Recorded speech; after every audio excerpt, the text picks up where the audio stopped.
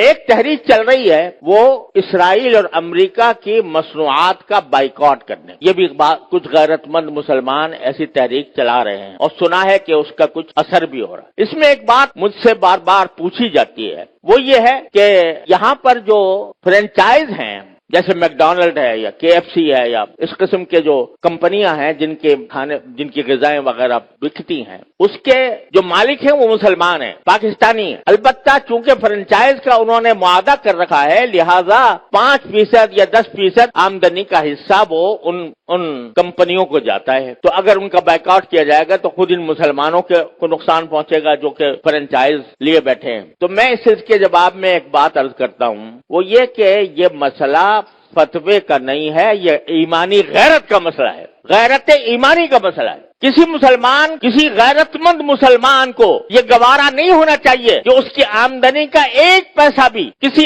ایسے شخص کو پہنچے جو اسرائیل کو مدد دے رہا ہے۔ یہ انسان کی ایمانی غیرت کا تقاضا ہے۔ یہ کہنا کہ بھئی 5% جاتا ہے، اب 95% تو ہم کھاتے ہیں۔ ارے بھائی 95% آپ کھا چکے، بہت الحمدللہ، کافی آپ نے نفع بنا لیا۔ اب آپ یہ تو کر سکتے ہو کہ اس فرنچائز کو ختم کر کے اپنا کاروبار شروع کر دو۔ اگر اس کو ختم کر کے اپنا کاروبار شروع کرو گے تو ذرا تھوڑا سا پتہ تو چلے گا ان کو کہ یہ جو ہم دنیا بھر کے اندر ہم اپنی مصنوعات چلا رہے ہیں، دنیا بھر میں ہمارا سکہ چل رہا ہے، اس کا کچھ اثر تو ہوگا۔ یہ کہنا کہ 5% جا رہا ہے ان کو اور ہم نے 5% جا کے کیا اس میں کیا فرق پڑے گا؟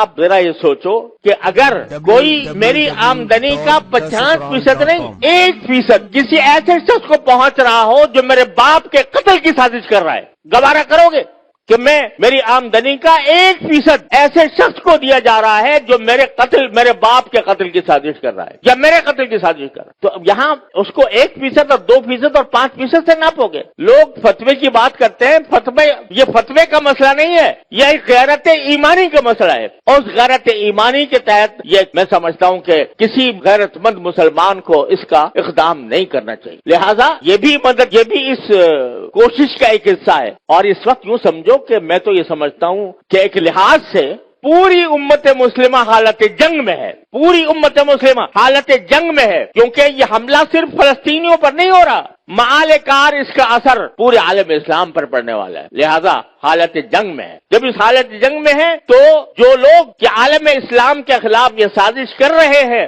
ان کو کسی طرح بھی نفع پہنچانا، چاہے وہ 1 پیسے کا ہو، یہ ایک مسلمان کی غیرت کو اسے گوارا نہیں کرنا چاہیے۔ لہذا میں اس بات کی حمایت کرتا ہوں کہ ایسی چیزوں کا بائیکاٹ کیا جائے جس کا فائدہ ان طاقتوں کو پہنچ رہا ہے۔